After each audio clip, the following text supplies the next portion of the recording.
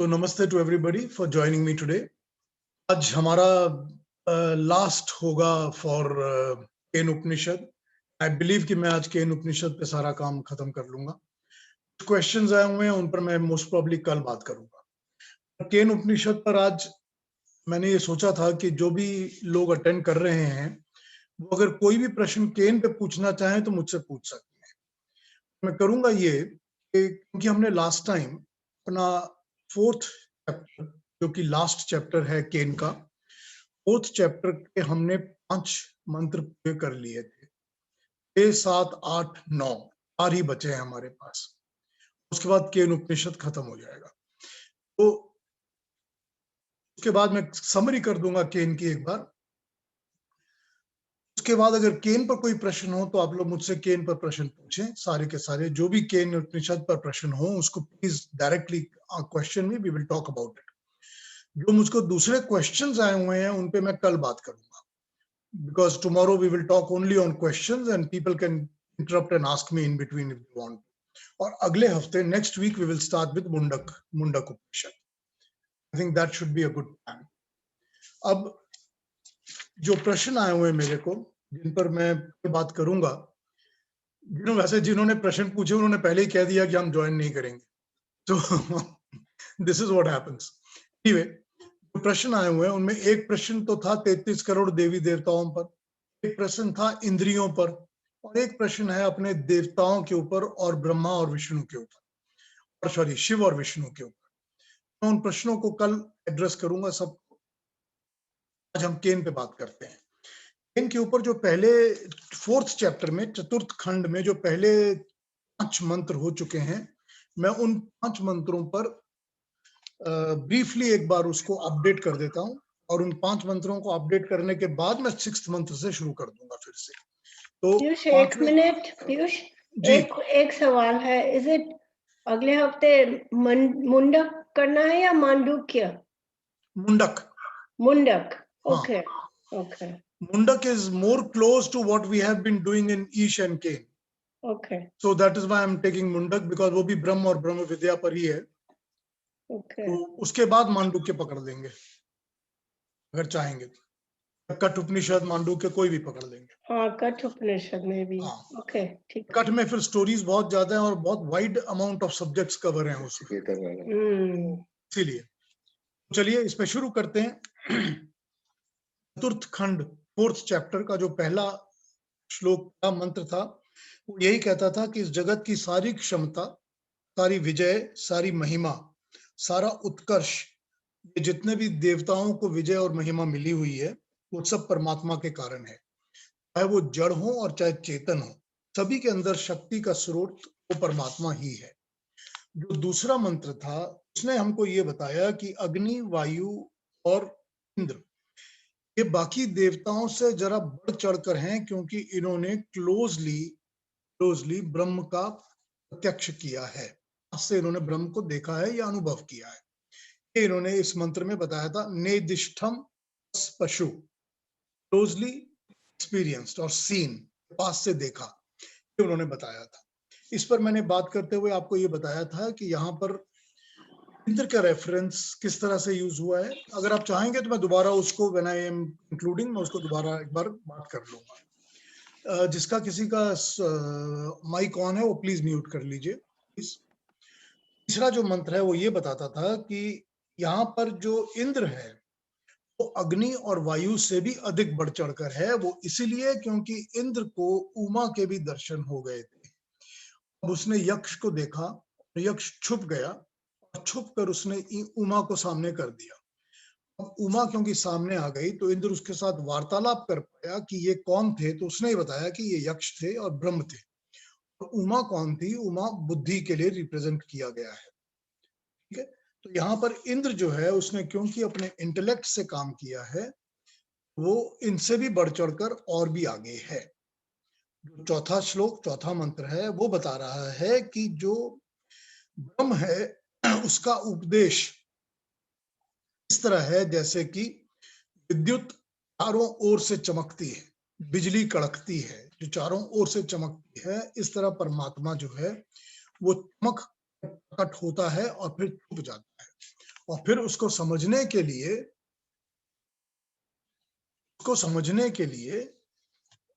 आत्मा की या बुद्धि की आवश्यकता पड़ती है। पर परमात्मा जो है, जैसे कि आंखें झपकती हैं, इतनी देर में आंख झपकती है, अगर सामने का दृश्य बदल जाए तो ये उसी तरह समझिए कि परमात्मा जो है वो चमकता है और चमकने के बाद वो गायब हो जाता है।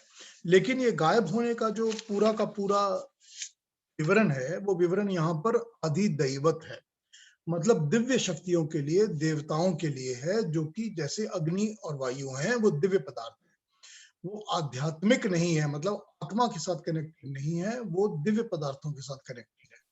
अगले 5वें श्लोक में वो इसको आत्मा के साथ कनेक्ट करता है।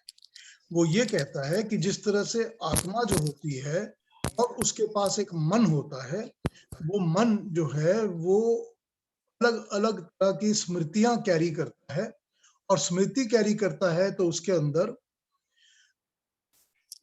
इधर उधर से कलेक्शन आती है मेमोरीज की, और वो इधर उधर भागता दौड़ता रहता है, और उसी तरह से वो मन जो है वो अपने संकल्प करता रहता है, मतलब वो प्लानिंग करता रहता है कि मैं आगे क्या करूंगा।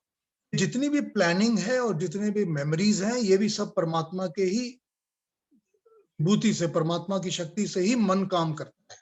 सो अपने आत्मा के अंदर भी परमात्मा की शक्ति मन के अंदर है, प्राणों के अंदर है, हर जगह परमात्मा की ही शक्ति काम कर रही है। ये हमने अभी तक 5 जो मंत्र किए थे, उनमें ये 5 का ये मतलब बैठ गया है सारांश में। मैं इन पर दोबारा अगर चाहे तो एक बार कंक्लूजन में फिर बात कर लूंगा, अगर चाहेंगे आप लोग। 6th पर आ जाते हैं। 6th मंत्र जिनके जिनके पास है वो मेरे साथ पढ़ सकते हैं, फिर मैं उनका शब्दार्थ करूंगा और फिर मैं उसको समझाऊंगा। 6, 7, 8, 9, उसके बाद मैं कंक्लूजन पे आ जाऊंगा। 6th मंत्र जो है वो है तत् वनम नाम वनम इति उपासितव्यम स यह एतद एव वेद स एनम सर्वाणि भूतानि अभिसवाञ्छन्ति तद् ही तद वह वनम पूजनीय भक्ति के योग्य नाम वाला है। वनम इति वो भक्ति के योग्य है, एकांत में वन में जाकर उसकी भक्ति करनी चाहिए। उपासित उसकी उपासना करनी चाहिए। स यह एतद एवं वेद, वह जो इसको इस प्रकार से जानता है, निश्चय से ही, इनम उसको, सर्वाणी भूतानि सब प्राणी सब भूत पदार्थ भी एवांछन्ति उसकी वांछना करते हैं, उसको चाहने लगते हैं, उसकी ओर आकृष्ट होते हैं। आइए इसका मतलब समझते हैं। वह ब्रह्म वन है। वन का मतलब होता है भक्ति के योग्य। वन जो शब्द है उसी से हमने वंदना निकाली है। वंदना कहते हैं ना, पूजा करना, ये वंदना वन शब्द से बनती है। वन का मतलब है भक्ति के योग्य। उसी वन नाम को वन में बैठ के उसकी उपासना करनी चाहिए। वन में क्यों? क्योंकि वन एकांत होता है, जहां पर भीड़ भाड़ नहीं है, दूसरे लोगों की डिस्टरबेंस नहीं होगी, उस चीज को वन कहा है। वह जो इस रूप में ब्रह्म को जानता है, उसकी भक्ति इस प्रकार करता है, बाकी सब प्राणी भी उस मनुष्य की वांछना करते हैं, उसको चाहने लगते हैं, उसकी ओर आकृष्ट हो जाते हैं। That Brahma is Tadvan to be meditated upon. Whosoever knows this has desire to seek him like this and is respected by the others. One जो है वो वन क्षण संभक्तव, तो उसका रूट वर्ड है, वह उसका रूट धातु है, शब्द के बनने का धातु। वन शब्द का धातु बनता है वन क्षण संभक्तव, उसका मतलब है भक्ति के योग्य, जिससे हम वंदना शब्द बनाते हैं, जैसे मैंने कहा। जैसे यज्ञ शब्द जो है, सॉरी यक्ष शब्द जो है, यक्ष शब्द की धातु बनती है यज पूजायाम, मतलब इसकी पूजा होनी चाहिए, वो यक्ष है। इस तरह से हम धातु के ऊपर वर्ड को अटैच करके कि धातु क्या है, उसका रूट क्या है, उसके ऊपर हम उसको वर्ड को, मीनिंग को बनाते हैं, एप्लीकेशन को बनाते हैं। क्योंकि हमारे पास हर शब्द के मल्टीपल मीनिंग हुआ करते हैं, एप्लीकेशन पे डिपेंड करता है कि हम उसको किस तरह बनाते हैं। तो हाँ, ये समझा जा सकता है कि जो इस तरह वंदना द्वारा ब्रह्म को जानेगा, ज्ञान कर्म से वो प्रेममय और निर्मल प्राणी मात्र बन जाएगा और बाकी प्राणी भी उसकी अपने अंदर मन से उसको प्रेम करेंगे, उसके साथ द्वेष नहीं रखेंगे। कारण ये है कि जो मनुष्य इस तरह से परमात्मा की भक्ति में, ब्रह्म की भक्ति में, मन की वंदना में लीन होगा, उसके अंदर हर प्रकार का अहंकार, हिंसा, द्वेष, पाप, लोभ सब नष्ट हो जाएंगे। उसका मन नियम के अनुसार बार बार ब्रह्म को याद करेगा, ब्रह्म का जाप ही करेगा। और जो ब्रह्म का जाप ही करेगा, उसको उसके लिए जानना ब्रह्म कौन है केवल जानना नहीं होगा, मतलब not that I just know it, उसकी नोइंग जो है वो डीपर हो जाएगी, मतलब उसका जानना जो है वो और भी गहरा होगा, उसके आचरण में समा जाएगा।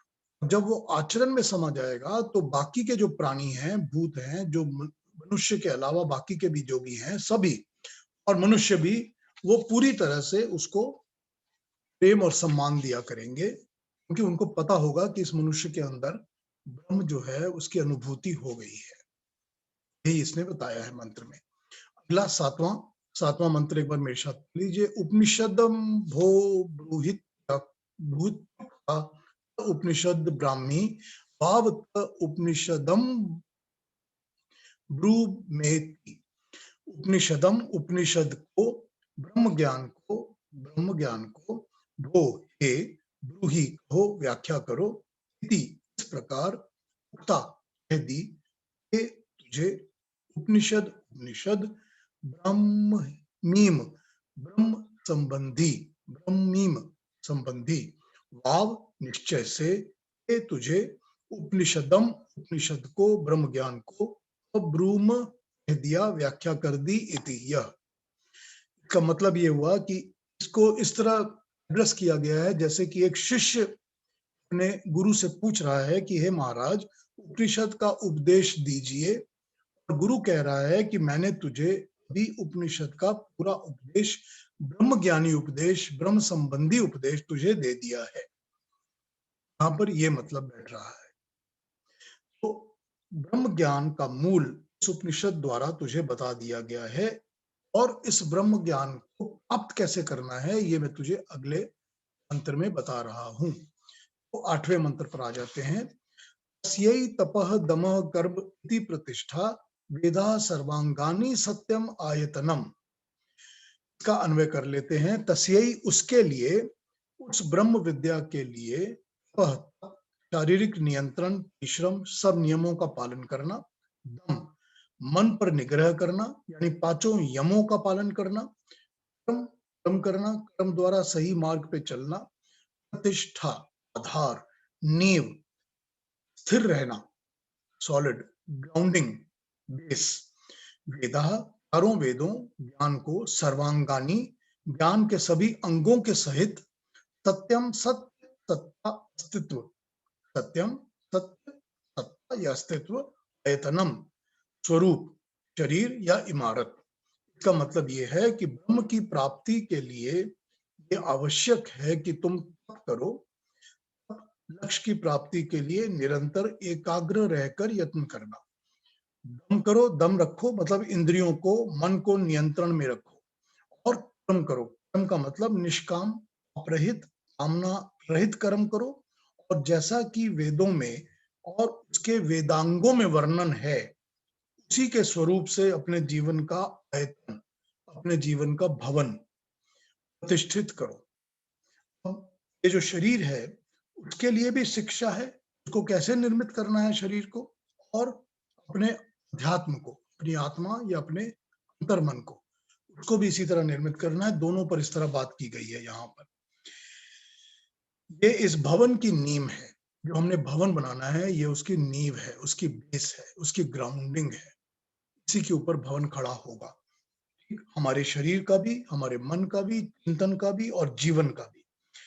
जब इस पर कर्म होंगे, सत्य का स्वरूप धीरे धीरे सामने खुलने लगेगा कि ब्रह्म विद्या क्या है। इसमें वेद और वेदांग की बात की गई है। वेद तो 4 वेद हैं जिसकी हम बात करते हैं हमेशा, ऋग्वेद, यजुर्वेद, सामवेद, अथर्ववेद। और वेदांग जो है वेदांगों में ब्राह्मण ग्रंथ आते हैं, जैसे शतपथ ब्राह्मण आता है, गोपद ब्राह्मण, इस तरह के ब्राह्मण ग्रंथ, और 11 उपनिषद आते हैं और 6 दर्शन, 11 उपनिषद, 6 दर्शन, और स्मृति ग्रंथ जैसे मनुस्मृति है, इस तरह के कुछ स्मृति ग्रंथ, इनको वेदांग कहा गया है। इसीलिए क्योंकि ये वेदों में से बोरो कर ही अपने थॉट्स को एक्सप्रेस करते हैं, तो इनको, और ये वेदों को एक्सप्लेन करते हैं, तो इसलिए इनको वेदांग कहा गया है। इन सब निचोड़, अगर इन सब की बात की जाए तो इन सब निचोड़ जो है वो सत्य, सत्य ही है। सत्य, सत्ता, इसकी सत्ता, एक ब्रह्म की सत्ता। अगर इन सब के ऊपर अपने जीवन को चलाएंगे तो ब्रह्म विद्या हमारे लिए अपने आप खुलने लगेगी। ये 8वें मंत्र में उसने बताया है। तो इसने किया क्या है कि जो उसने सारे उपनिषद में ज्ञान दिया है, वो सारे उपनिषदों का ज्ञान कल कैसे अचीव करना है, ये इस 8th मंत्र में, 4th चैप्टर के 8th मंत्र में उसने बता दिया, एक ही मंत्र में। ऐसा करो तो ब्रह्म विद्या मिलेगी, ये उसने आपको समझा दिया शुरू में। अब लास्ट मंत्र जो है वो सिर्फ यही कहता है कि इस तरह करने से इसका लाभ क्या हो। लाभ सबको पता है, हम सब उसके बारे में बहुत चर्चा कर चुके हैं। वो ये कहते हैं, यो वा हितामेवं वेदा हित अपहित अपहित अपमानमन्ते स्वर्गे लोके जे ये प्रतिष्ठित। मतलब जो उपासक निश्चय से, यो मतलब जो, वह निश्चय से एताम उस ब्रह्म विद्या को एवं इस प्रकार वेद जानता है, अपहत दूर हटाकर अपमानम पापों को, अपमानम पापों को, पाप को, अंते अंत में स्वर्गे स्वर्ग आनंदमय, लोके लोक में मोक्ष में, ये सर्वश्रेष्ठ प्रतिष्ठित होता है, स्थिति प्राप्त करता है। जो ब्रह्म विद्या को इस रूप में जानता है और इस तरह प्रैक्टिस करके उसको अचीव करता है, वो सप्त किस्म के पापों से छूट के अंत में स्वर्ग लोक में प्रतिष्ठित हो जाता है। ये इसका फाइनल कंक्लूजन दिया है। इसमें भाष्यों में, जो भाष्य लोग लिखते हैं अपने उपनिषदों के, कुछ भाष्यों में अंत की जगह अनंत शब्द का यूज किया गया है। अगर अनंत कहा जाए तो भी उसका मतलब एक ही है कि वो पाप से मुक्त होकर अनंत काल तक स्वर्ग लोक में प्रतिष्ठित हो जाता है या मोक्ष पा जाता है। ये हमारा 4th चैप्टर आज खत्म हो गया। अब इसको मैं कंक्लूजन कर देता हूँ, कंक्लूड कर लेता हूँ, और फिर अगर आप चाहेंगे तो मैं री एक्सप्लेनेशन करके और आपके कोई प्रश्न होंगे तो उनका उत्तर करूंगा। ये जो फाइनल के 3 श्लोक है ना, इसमें जो हमने अभी पढ़े हैं 7, 8 और 9 4th चैप्टर के, ये 3 श्लोकों को साधन त्रयी कहते हैं। साधन त्रयी का मतलब है the 3 mantras that tell you how to, साधन क्या है, means, how to get it, ये मीन्स बता रहे हैं आप।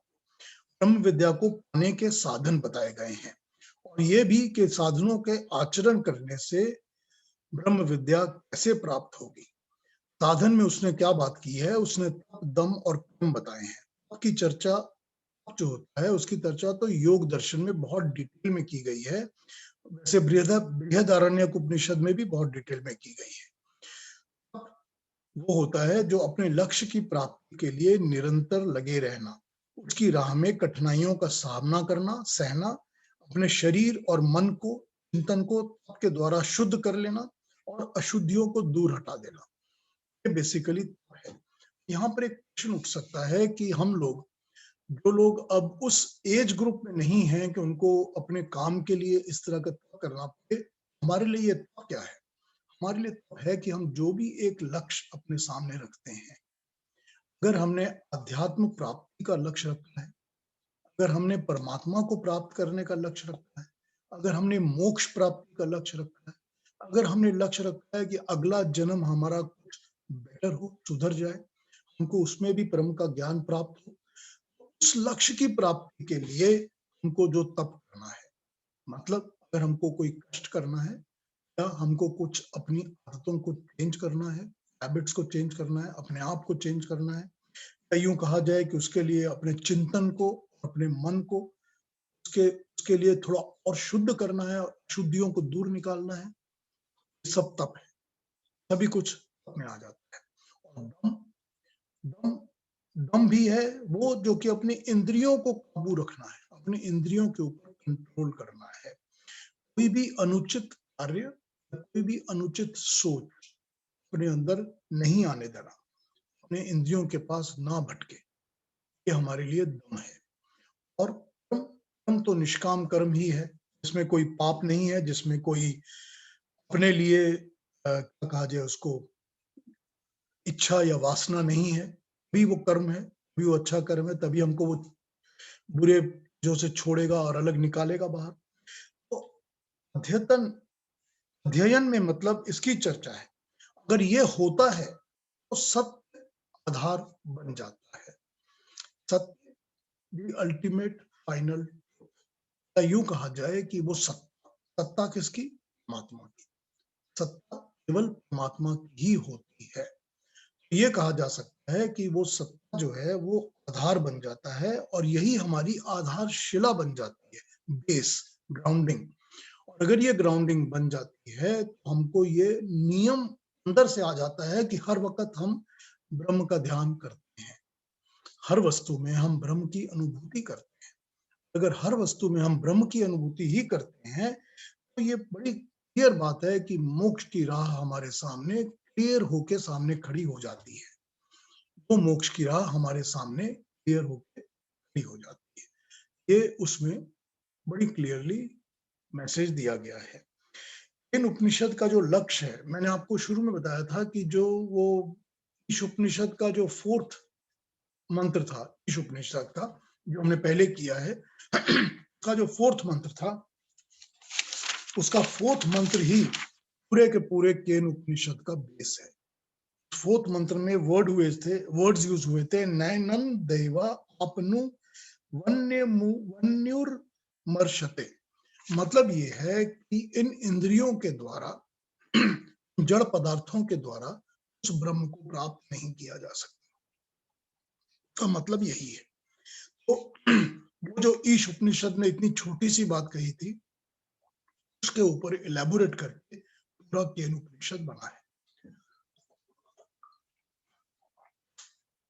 इसका मुख्य लक्ष्य, केन उपनिषद का मुख्य लक्ष्य है ब्रह्म की प्राप्ति।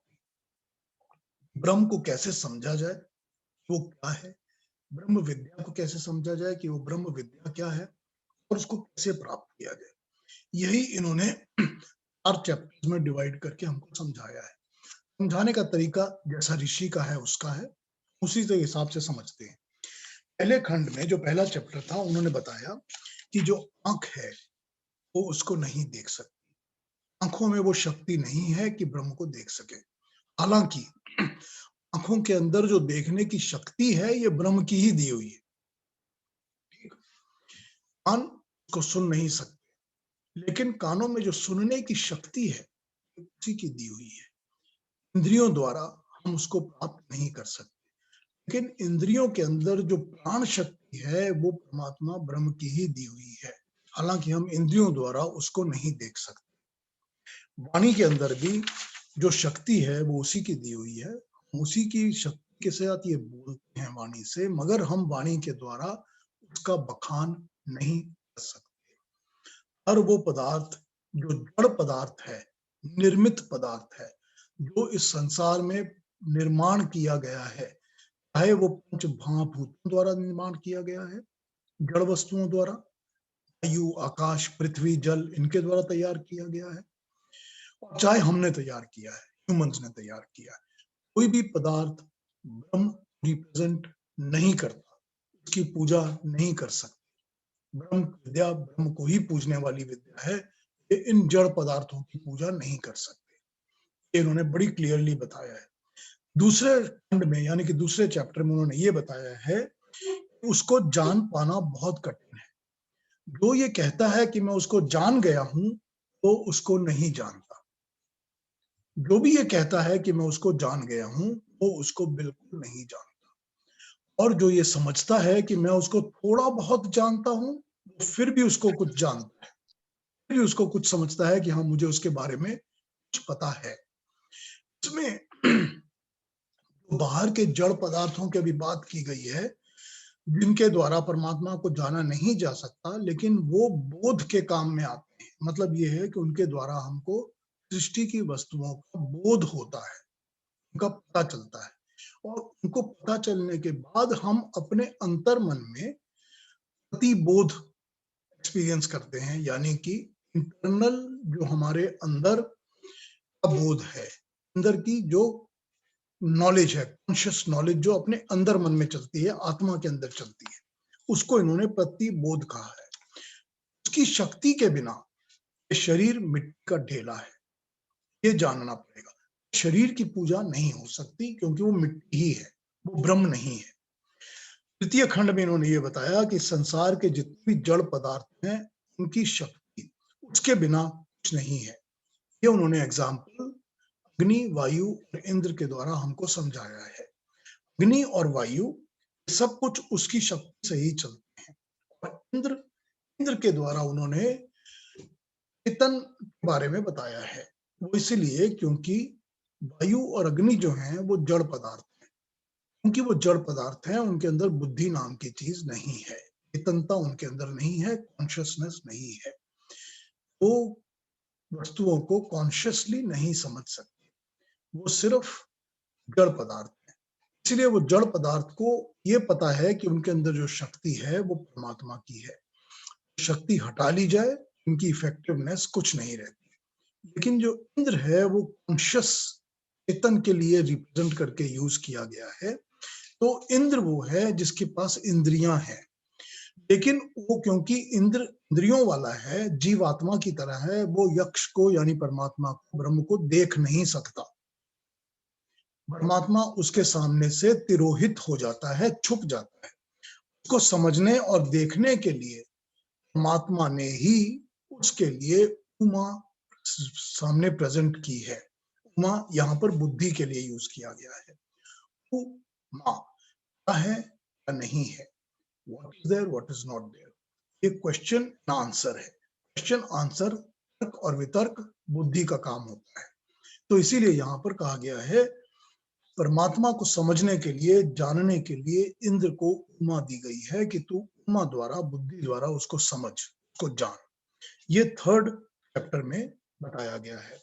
फोर्थ चैप्टर जो अभी हमने अभी कंप्लीट किया है, उसमें कहा है कि ये जो सारी शक्ति जड़ में और चेतन में काम कर रही है, यक्ष का रूप है, यही ब्रह्म है।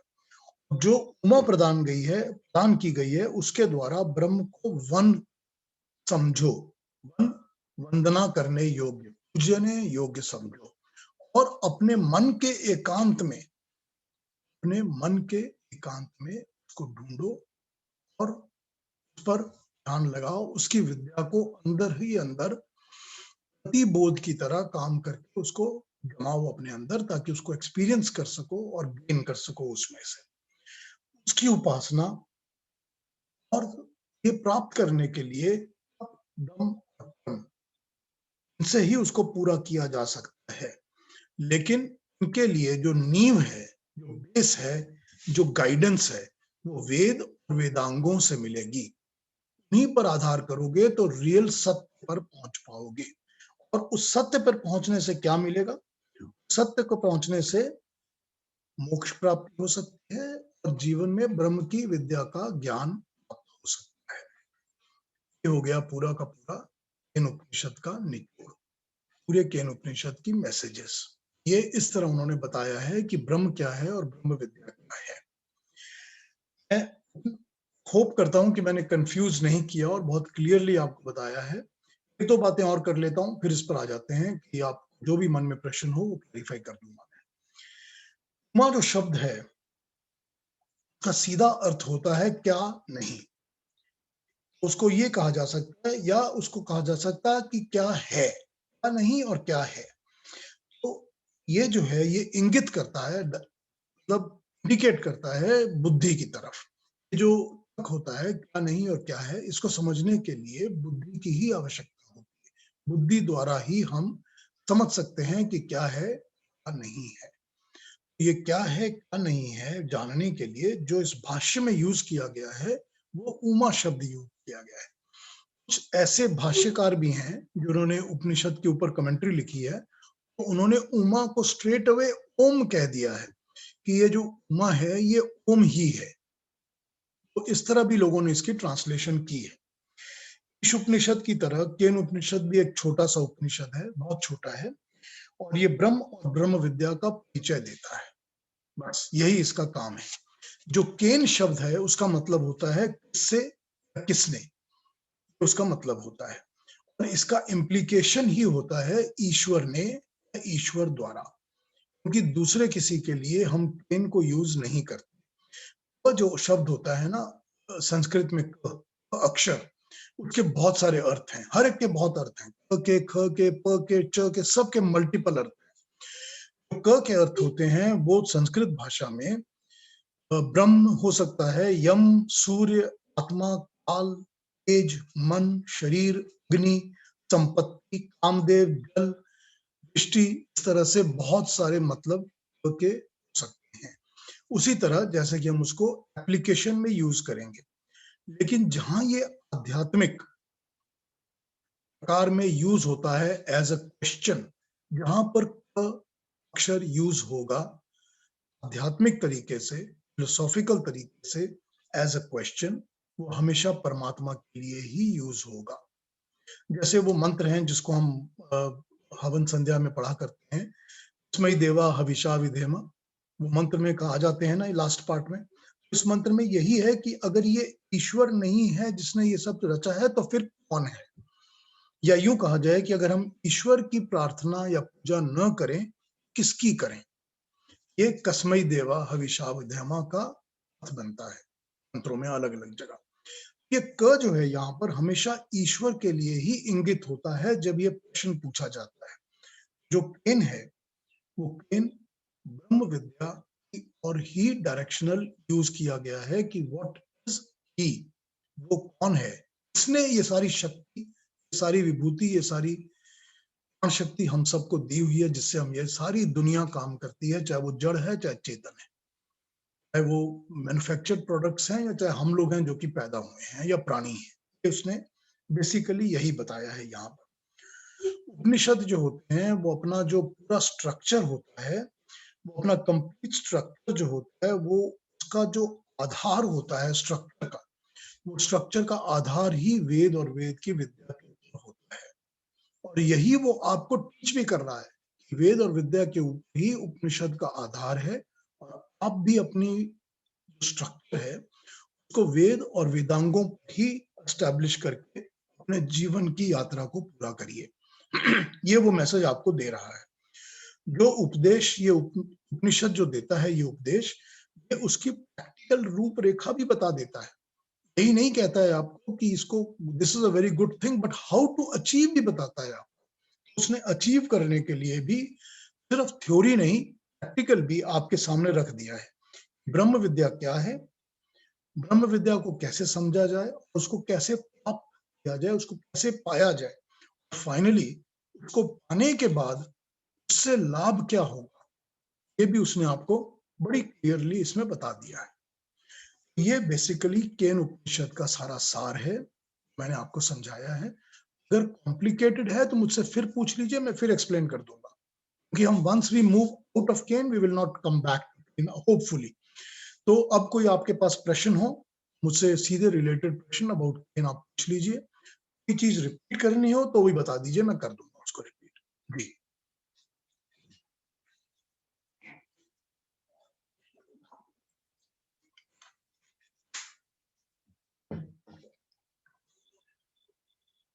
प्रश्न नहीं है?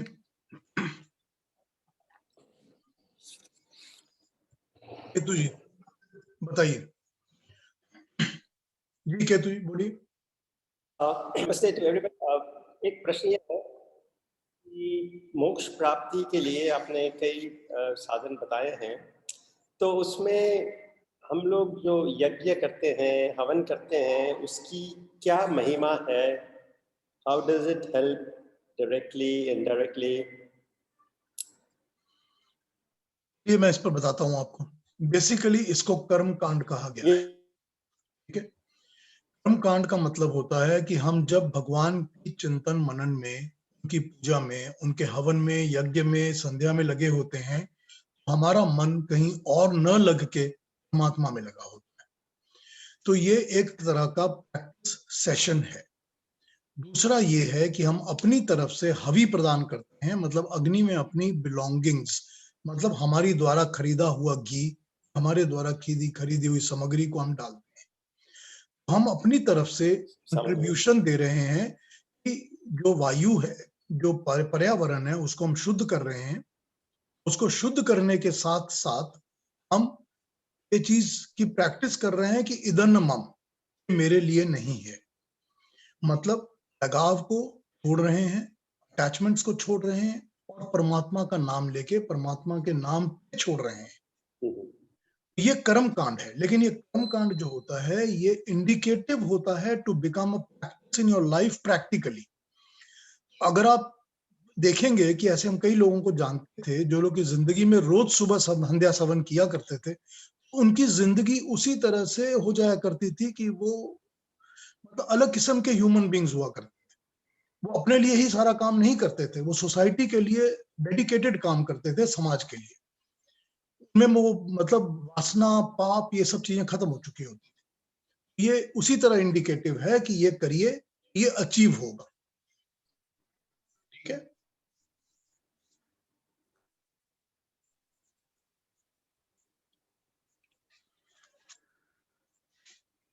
वो ब्रह्म विद्या के ऊपर चिंतन करना है ना। देखिए हवन और संध्या वगैरह जो होती है उसका ये मतलब नहीं होता कि हम सिर्फ मंत्र का पाठ करें, क्योंकि उस मंत्र के अर्थों को और उसकी स्पिरिट को समझना भी जरूरी होता है। जब आप जैसे इसमें ब्रह्म विद्या में अभी उन्होंने कहा था कि जब आप बार बार नियम अनुसार ब्रह्म का नाम ही जपते रहेंगे तो आपके अंतर मन में ब्रह्म समा जाएगा, बाकी चीजें नहीं आएंगी।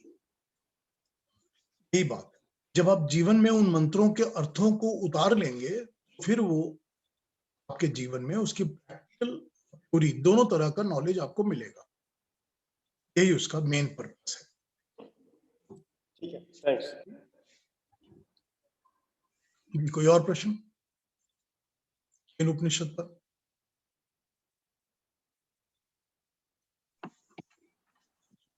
उमा के इतने सारे शब्दार्थ निकाले हैं आपने पीयूष, तो उसका so does it have any relevance with bhakti also? Relevance with bhakti? Or is it only buddhi? No, it is a tool. It is a tool to gain Brahma Vidya. अच्छा, मतलब कोई भी चीज की बुद्धि आपको क्यों दी जाती है? इसलिए दी जाती है कि आप उसके असली स्वरूप को समझ सको। ठीक है ना? जो गर्म खाना आपने मुंह में डाला उससे आपका मुंह जल गया, वो बुद्धि एनालाइज करती है कि अगली बार ये गर्म खाने को मुंह में मत डालो। क्यों मत डालो? क्योंकि गर्म जो होता है वो जबान को जला देता है। जब शरीर को ठंड लगती है तो हमको बुद्धि ये समझाती है कि अपने ऊपर कुछ कवर कर लो तो ठंड नहीं लगेगी। बुद्धि जो है उसका काम है कि इंफॉर्मेशन को एनालाइज करके आपको और इंफॉर्मेशन सामने रख देना। तो बुद्धि ये जैसे कुछ लोग उमा देवी को पूजा करते हैं, वो सब वो भी है कुछ क्या? नहीं, देखो उसमें ऐसा है कि we have to understand one thing in our lives very clearly, कि जितने भी वैदिक शब्द हैं, जो वेदों में शब्द, अक्षर, शब्द, वर्ड्स, अल्फाबेट्स यूज हुए हैं, उन सब का प्रैक्टिकल एक मतलब है जो कि वैदिक अर्थ है। उन शब्दों के ऊपर ही लेकर हम लोगों ने सब चीजों के नाम रखे हुए हैं। ठीक है। अब जैसे मैं कल इस पे बात करूंगा, जब मैं करूंगा इस पर बात कि जो शिव है, शिव का मतलब ये है कल्याणकारी, मंगलकारी। उसका मतलब शब्द का यही है। हर वेद मंत्र में जहां भी शिव शब्द यूज हुआ है वहां उसका मतलब है मंगल या कल्याण करने वाला। ठीक है। उसमें से वो शब्द बोरो करके हमने एक देवता का नाम शिव रख लिया, हमने कुछ मनुष्यों का नाम शिव रख दिया। हम बोरो तो वहीं से करते हैं ना। हम जैसे वेद मंत्रों में जहां पर गंगा शब्द आता है उसका मतलब नहीं है ये वाली गंगा नदी, हमने अपनी इस नदी का नाम उसमें से बोरो करके रख लिया। समुद्र जहां भी आता है, समुद्र का मतलब होता है प्रकृति के परमाणु कण जो कि एक्टिव एक्टिवेटेड नहीं है, एक समूह में जहां बह रहे हैं, एक ग्रुप में प्रकृति के वो परमाणु जो कि अभी एक्टिवेटेड नहीं है, लेकिन एक ग्रुप में बैठे या कि सारे एटमॉस्फेयर में घूम रहे हैं, बह रहे हैं, वो समुद्र है। वहां से हमने उसको बोरो किया, बोरो करके अपने समुद्र का नाम हमने, सागर का नाम हमने समुद्र रख लिया, क्योंकि हम लोग नाम बोरो करके रखते हैं ना, इसीलिए हर चीज का हमने नाम वैदिक शब्दों से लिया है, तो यहाँ के नाम को वैदिक भाषा के ऊपर इम्पोज नहीं कर सकते। कंफ्यूज है कि समझ आया? नहीं? देखो ऐसा है, हम लोग को किसी भी नाम का मतलब समझाया जाता है। ज्योति का मतलब है प्रकाश, लेकिन हम ये तो नहीं कह सकते कि जहां भी वेदों में ज्योति शब्द आया है वो मेरी बहन ज्योति का नाम है, ये तो नहीं ना हो सकता। वहां पर यह कहा जा सकता है कि हमने वहां के शब्द ज्योति से बोरो करके अपनी बहन का नाम ज्योति रख दिया। मेक सेंस करता है ना? हमने वहां से बोरो किया वर्ड और यहां पर हमने उसको लगा दिया। ये तो नहीं हो सकता कि ज्योति जो है वो सारे वेदों में ज्योति का मतलब मेरी बहन ही है, ये तो नहीं ना हो सकता। ये इसी तरह वैदिक लैंग्वेज जो है उसको समझने के लिए ये समझना पड़ेगा कि वैदिक language does not have any names of any human beings or any people or any country or any devtas or anything. It does not. हर एक अक्षर का उसमें एक डिफरेंट मीनिंग है, उसकी एप्लीकेशन है, उसका धातु प्रत्यय है, ग्रामर समझने से समझ में आता है। ठीक है, भी बोलते हैं कि वेद मंत्रों को समझने के लिए उसकी प्रॉपर ग्रामर का जानना बहुत जरूरी है। जो नहीं जानते वो वेद मंत्र को कभी समझ ही नहीं सकते। मुझे तो लगता है कि जितना भी पढ़ते जाओ उतना ही और गहराई होता जाता है। ये तो बिल्कुल सच बात है, बिल्कुल सच है। जो बाहर खड़े होते हैं उनको पता भी नहीं होता कि टच करने से अंदर क्या है। जितना स्टेप अंदर लेते हैं उसके बाद पता चलता है कि मैं तो फर्स्ट स्टेप पे खड़ा हूँ, यहाँ तो मिलियन स्टेप्स अभी पड़े हैं। बिल्कुल यही हाल है। Your clock is showing the wrong time. और प्रश्न? It's 10:50. Okay, bye.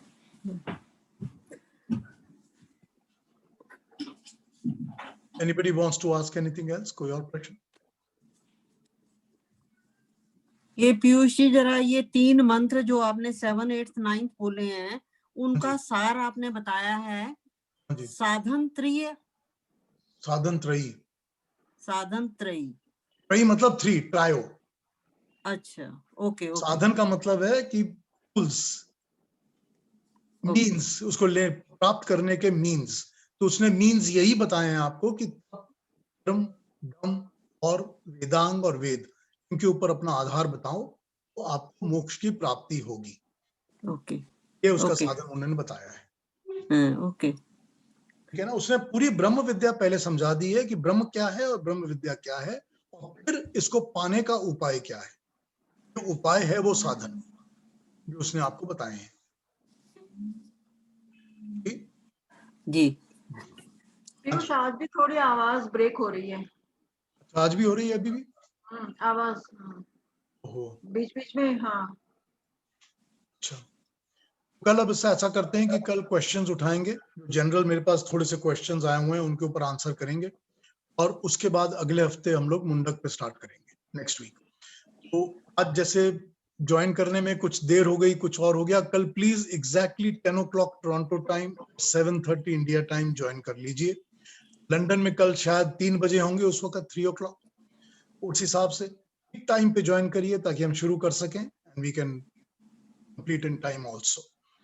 अगर आज और कोई प्रश्न नहीं है तो फिर कल मिलते हैं, टुमारो। ठीक है जी, thank you everybody. Thank you for joining. कल भी अगर हम जब शुरू करेंगे कोई केन पे प्रश्न दिमाग में आएगा तो पूछ लीजिएगा। ठीक है शर्मा जी, अभी 10 बजे का टाइम रहेगा। हाँ, अब हम 10 बजे के टाइम पे करेंगे। यहाँ का टाइम 10 बजे और वहाँ का टाइम अपना 7:30 बजे इंडिया का टाइम। ओके, आज मैं 10:30 समझा था, इसलिए मैंने आपको मैसेज भेजी थी, कल भेजा था। मैंने पहले 9:30 को स्टार्ट किया, तो 9:30 पे नहीं था, तो 9:40 पे 38 पर मैं आ गया था। अच्छा, मैं 9:30 सोच रहा था शायद आएंगे कुछ लोग। नहीं, 10 पे शुरू करेंगे। ये आप लोगों की कंट्रीज में ही हो रहे हैं ये सारे कंफ्यूजन। हमारा तो एक ही टाइम है। बिल्कुल ठीक बात है, ऐसे ही होता है। एक ही टाइम होना चाहिए। हमारा तो एक ही टाइम है। अब 10 o'clock कनाडा टाइम रखेंगे, time to time Canada 10 o'clock। अभी संडे को मेरा एक और सेशन होता है स्वाध्याय का, तो मैं संडे को बाद में आपका वो यूट्यूब पे से सुन लूंगा। हाँ, नो वरीज, ठीक है। सैटरडे को ज्वाइन कर दूंगा। हाँ ठीक है, जैसा ठीक लगे आपको। Thank you. ओके, नमस्ते एवरीबॉडी। नमस्ते। नमस्ते। Thank you. Thank you.